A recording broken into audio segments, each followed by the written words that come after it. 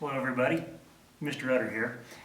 Today we're going to take a look at a special type of reaction. It's called a decomposition reaction, where you have a molecule that will break down into smaller parts. The one we're going to look at is H2O2. You heard me right, not H2O, but H2O2. That is hydrogen peroxide.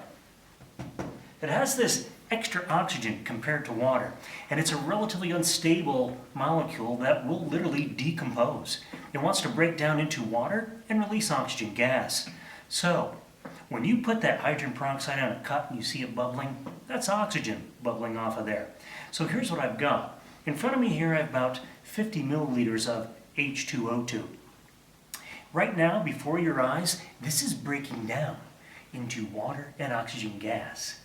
Can you see it? I thought not.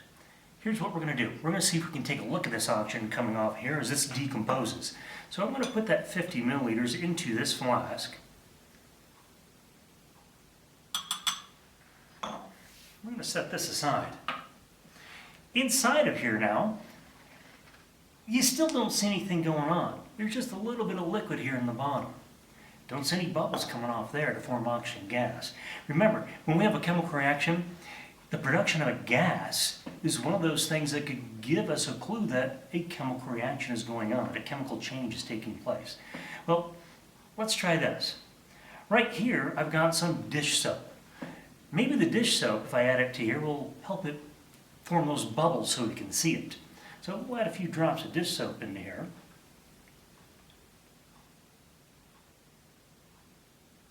There we go. Well, that's plenty. Swirl it around a little bit. Let's see.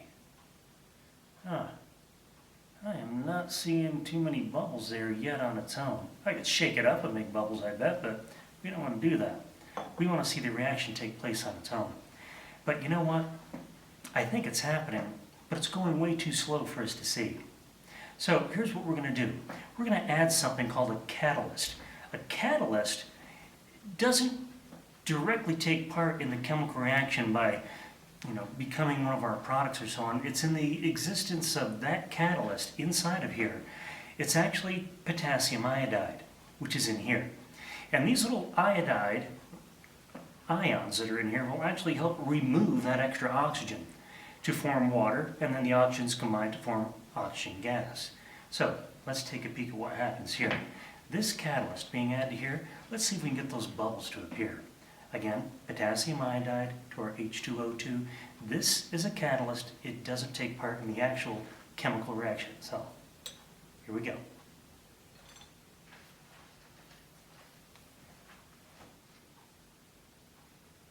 If you look, you can see steam coming off as well.